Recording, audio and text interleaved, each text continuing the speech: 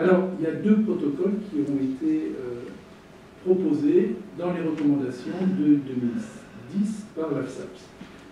Le protocole qui était qualifié de protocole numéro 1, c'était l'autocontrôle. Donc le patient administre à la demande des doses de méthadone, on arrête l'opioïde précédent et on fait d'emblée le relais avec la méthadone et sans chevauchement avec l'opioïde antérieur. Alors pourquoi est-ce que cette analgésie autocontrôlée était relativement séduisante? Tout d'abord par le fait que l'action rapide d'apparition de la méthadone, enfin d'apparition dans le sang de la méthadone après l'absorption orale, environ 15 à 20 minutes, permettait de ne pas laisser le patient souffrir trop longtemps entre deux prises, puisque l'effet va commencer à survenir dans les 20 à 30 minutes après l'ingestion du produit.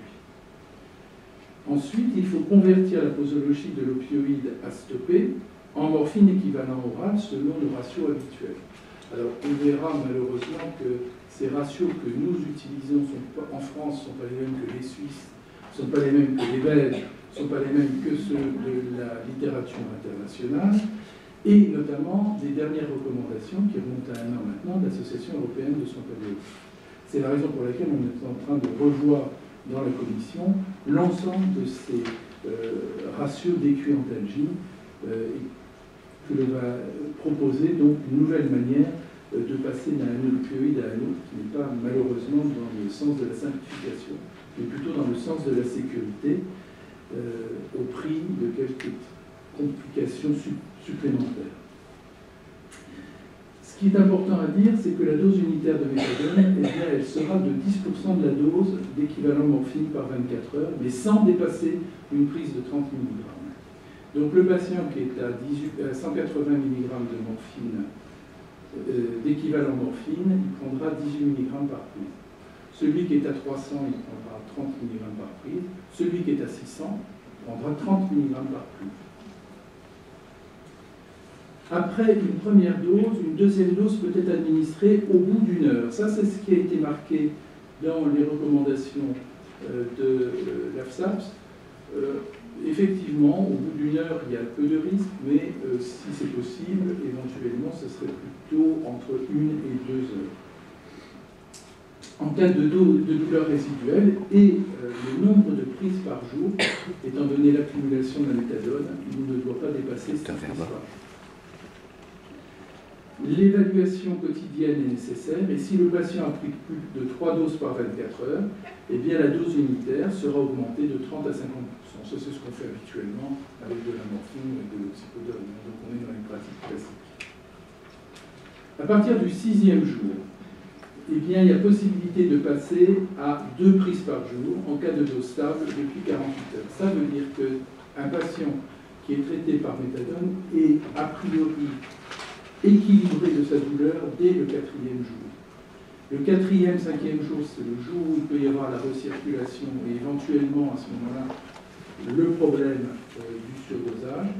Et donc, ce n'est qu'au 6e jour, en fonction de la manière dont ça s'est passé, que si les doses sont stables, et bien à ce moment-là, si on se basera sur ces doses des 48 dernières heures pour administrer la méthadone, soit toutes les 12 heures en divisant la dose par 4, soit éventuellement en donnant la méthadone, non pas toutes les 12 heures, mais toutes les 8 heures, en fonction de certains problèmes spécifiques de certains patients. Et à ce moment-là, on divisera la dose par 6.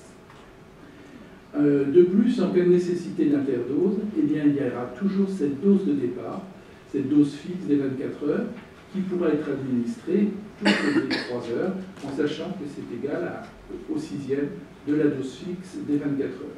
Donc, en essayant d'être clair, le patient, par exemple, équilibré au 6e jour avec des doses de 50 mg dont il prend 3 doses par jour, et ça marche depuis 48 heures, ça fait 150 mg par jour, 300 mg sur 48 heures, et à ce moment-là, on divise par 4, c'est 300 mg, on en déduit une dose, 300 divisé par 4, c'est 75, ça doit être ça, et on donnera donc à ce moment-là 75 mg de dose unitaire que le patient prendra toutes les 12 heures. Et si besoin, il pourra prendre, puisqu'il prend 150 mg par jour, le 6e de ces 150 mg en dose de secours, si jamais il est douloureux, et ce, il pourra le faire toutes les 3 heures. Le deuxième protocole est plus complexe, mais c'est celui qui a souvent été pratiqué. Il repose sur le principe d'un relais progressif pour éviter le syndrome du sevrage qui, selon on a fait un petit manquet pour nos collègues, on a recueilli un certain nombre de données. Personne en France, du moins de ceux qui m'ont interrogé, n'ont noté de syndrome de sevrage lors du passage d'un produit opioïde vers la méthadone. Donc on s'est dit, et nous c'était notre impression, on s'est dit que ce syndrome de sevrage il est vraiment très hypothétique et il était certainement décrit lorsque les patients prenaient des doses qui étaient trop basses. Alors que là, avec les doses que l'on propose, normalement, on ne devrait pas avoir ce type de problème. Alors donc, le relais progressif devait éviter ce syndrome de sevrage. On convertit la posologie de l'opioïde à stopper en équivalent morphine, comme on le fait au départ, selon les ratios habituels. Mais là, la posologie, elle est variable. C'est ça qui est un petit peu plus sioux, parce que tout le monde ne fait pas pareil. C'est là où il y a des disparités, puisque le rapport serait de 4 sur 1 pour les patients qui recevaient entre 30 et 90 mg équivalent morphine, de 6 sur 1 pour ceux qui recevaient entre 90 et 300, de 8 sur 1 pour ceux qui recevaient plus de 300. Enfin bref, c'est un petit peu compliqué et ça se fait moins de manière mnémotechnique, on a toujours besoin d'avoir des tables de conversion. Puis ensuite, la méthadone était répartie en 3 prises, 3 fois par 24 heures, qui étaient des prises fixes. Que le malade est mal, qu'il n'est pas mal, il les prenait, sans dépasser, au début, une dose initiale de 30 mg par prise. Toujours sur le même principe. Voilà, donc ça c'était cette deuxième mode d'équilibration, en sachant qu'au bout de 24 heures, on diminue la dose de l'opioïde qui chevauchait de moitié, et donc en 48 heures, on a arrêté totalement l'opioïde antérieur. Alors, les conditions de prescription, et ça, elles nous sont imposées par les autorités régulatrices. Le traitement par méthadone doit être initié par une équipe hospitalière spécialisée dans la prise en charge de la douleur ou des soins palliatifs et formée à son utilisation. Ça, c'est le texte. Après stabilisation, le traitement peut être poursuivi à domicile aux conditions suivantes. Collaboration avec le médecin traitant éventuellement dans le cadre d'une hospitalisation à domicile ou d'un réseau de soins palliatifs. Ça veut dire que, équipe hospitalière, ça veut dire qu'à priori, le malade doit être hospitalisé pendant la première semaine de traitement. Ils ne sont pas revenus dessus. Alors, en ce moment, nous avons tout juste terminé une étude dont on reparlera. Je suis désolé, les résultats vont paraître dans la semaine qui vient, mais pour le moment, je ne pouvais pas vous les présenter parce qu'on ne les a pas, ils ne sont pas certifiés. Mais normalement, nous aurons une étude qui a été faite en France qui compare ces deux méthodes d'équilibration sur 140 et quelques malades, donc c'est pas mal, multicentriques, hein, il y a une bonne vingtaine de centres qui ont travaillé et qui devraient répondre à une partie de nos questions. L'information du médecin traitant et du personnel infirmier doit être assurée. La protocolisation des actes et la conduite à tenir en cas d'urgence doit être faite. La nécessité du suivi régulier en lien étroit avec l'équipe qui a initié le traitement et l'information doit être bien évidemment faite aux patients. Donc ça, ce sont les conditions sur lesquelles qui font acte. Hein. Si jamais vous ne faites pas ça et puis qu'il y a un pépin, on peut éventuellement, on peut nous l'opposer. Hein. Pendant la première semaine, une évaluation de la douleur et des effets indésirables sera réalisée tous les jours et il faudra également réaliser une surveillance cardiovasculaire. La surveillance et l'évaluation des patients pendant la première semaine sont primordiales. En effet, le risque de relargage qui survient entre le 4e et le 6e jour est important à repérer et ça on le voit très très nettement, notamment dans l'analgésie autocontrôlée par le patient parce qu'il diminue de lui-même ses doses. Et puis on voit aussi que la fréquence respiratoire elle a tendance à descendre en dessous de 10. Hein. Elle se balade souvent entre 8 et 12, ce qui n'est pas inquiétant, puisque si le patient est correctement oxygéné, mais c'est quelque chose que l'on voit. Alors si les effets indésirables sont trop importants, somnolence en particulier, la dose doit être réduite, et cette fois-ci de 50%. En cas, alors il y a des conseils à l'utilisation de la méthadone. Vous savez qu'il a été décrit chez les toxicomanes, les arrêts cardiaques vitaux, avec l'utilisation de la méthadone en substitution. Alors c'est chez les toxicomanes, chez certains malades qui ont été traités au USA, mais a priori la méthadone effectivement intervient sur l'intervalle cuté, mais comme on le disait tout à l'heure, pour la plupart des opioïdes, ils interviennent sur l'intervalle cuté. Donc, si l'espace QT calculé, le QTC, est effectivement assez élevé et au-dessus des normes, ça n'est pas une contre-indication, mais ça impose une surveillance et des précautions particulières. Notamment lorsque les posologies par jour sont supérieures à 120 mg, disent nos autorités. Donc la méthadone doit être administrée avec prudence, sous surveillance clinique pour les patients présentant un risque d'allongement de l'intervalle QT, une hypokaliémie ou une association à des médicaments connus pour allonger le QT. Alors c'est là le problème, c'est qu'on a pas mal de médicaments qui allongent le QT et dont une bonne partie de nos collègues ne savent pas qu'ils allongent l'espace QT. Et notamment certains traitements par chimiothérapie. Donc, et là, c'est tu veux ta chimio, tu veux ta méthadone. Conseils et précautions d'utilisation. Comme elle entraîne tous les mêmes effets que les opioïdes, eh bien, donc il faut les surveiller. Il est nécessaire d'informer l'entourage du risque d'utilisation de la méthadone. Il faut être très vigilant puisque les enfants, avec une dose de 1 mg/kg, peuvent bien évidemment en mourir. Et notamment le patient qui est naïf d'opioïdes. Alors, les gélules et les flacons, ça c'est pas pratique hein, parce que nos malades fait de l'art. S'ils n'ont personne pour les aider à ouvrir les flacons ou à sortir les gélules des blisters, c'est pas évident. Hein. Voilà, c'est en gros le résumé de ce que nous voulions vous expliquer. Et je vous donne très rapidement, pour qu'on finisse dans le temps, un cas clinique d'analgésie autocontrôlée, parce que c'est quelque chose que vous connaissez bien, je pense, pour la plupart. Et donc, c'est juste pour vous montrer un peu comment ça peut se passer. Donc, un homme de 50 ans qui a un tératome du testicule, qui a priori semblait de bon pronostic, est un patient qui a simplement eu la chirurgie sans traitement complémentaire. Il a refusé la chimiothérapie car il était séropositif au VIH et qu'il avait refusé tout traitement depuis 20 ans pour son VIH. Donc, il était dans le refus des traitements pour le VIH, et naturellement, il était dans le refus de la chimiothérapie. Une charge virale? Une charge virale qui était tout à fait acceptable, et des CD4 qui étaient aux alentours de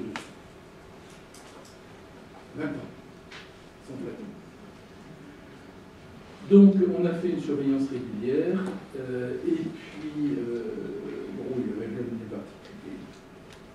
Il est adressé par son médecin traitant pour un avis oncologique, parce qu'il a des douleurs de l'autre testicule, qui irradient au flanc gauche. Ce sont des décharges électriques qui répondent assez bien au tramadol. Puis on lui trouve un nodule thyroïdien qui est noté par l'examen généraliste. Et puis finalement, on trouve une adénopathie satellite. Puis avec les échographies, une adénopathie préaortique polylobée. Donc ça semble signifier qu'il y a une récurrence de sa maladie cancéreuse. Alors que le testicule paraît normal. Donc il y a un syndrome de masse péritonéale. La cytologie qui est faite sur le nodule thyroïdien objective des cellules atypiques.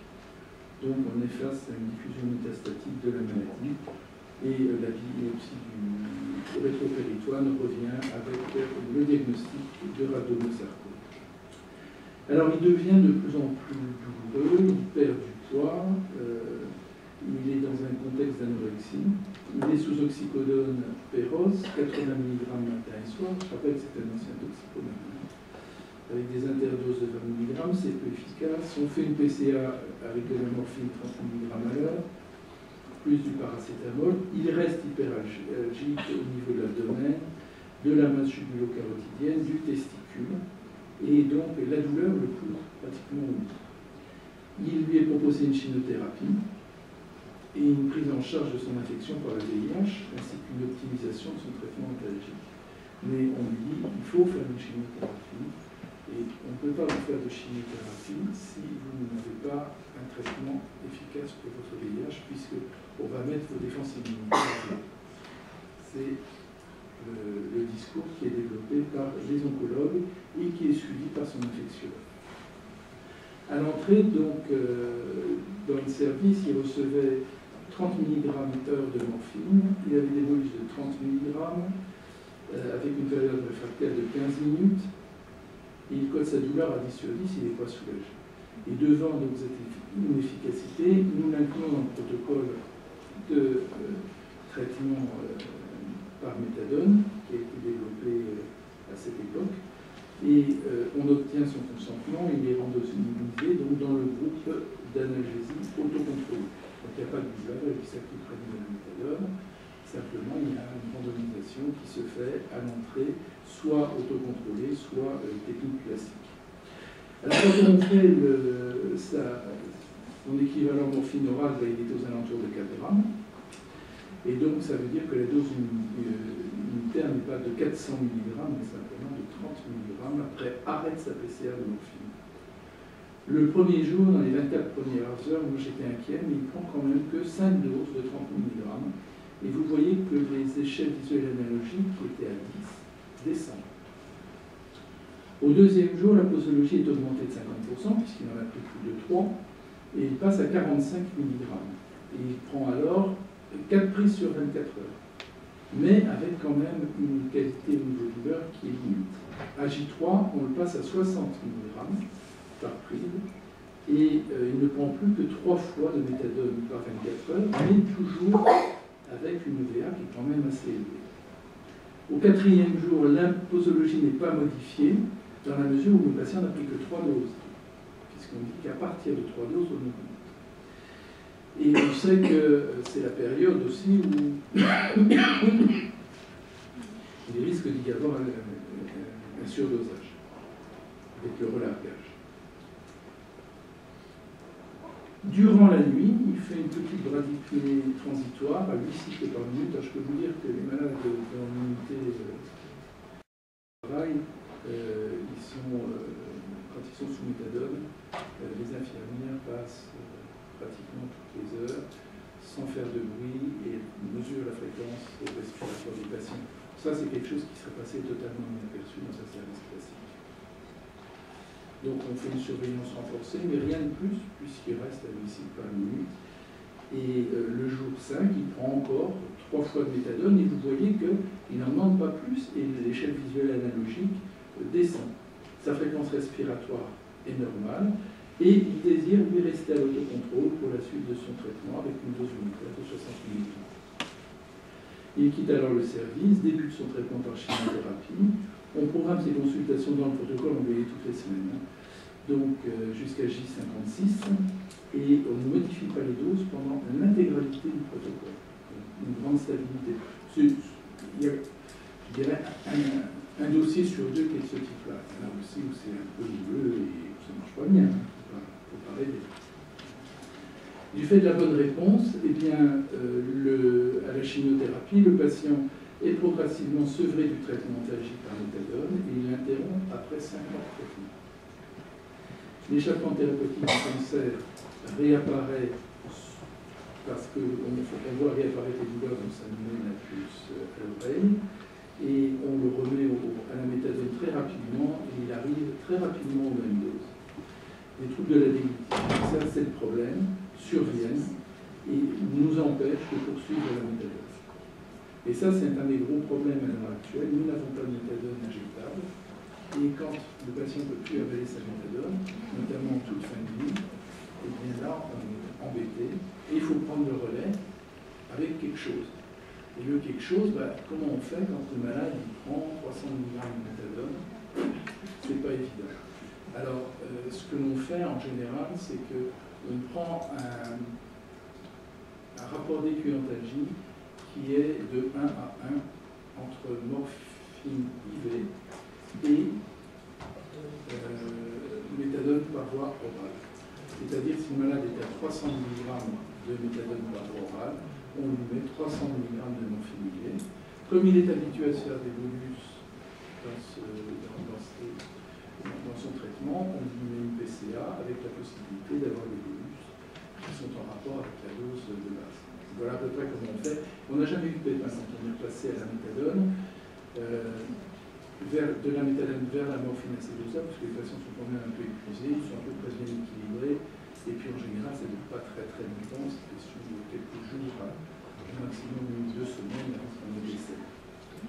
Donc on n'a pas trop souvent été amené à utiliser une technique de sédation, par exemple, chez ces patients.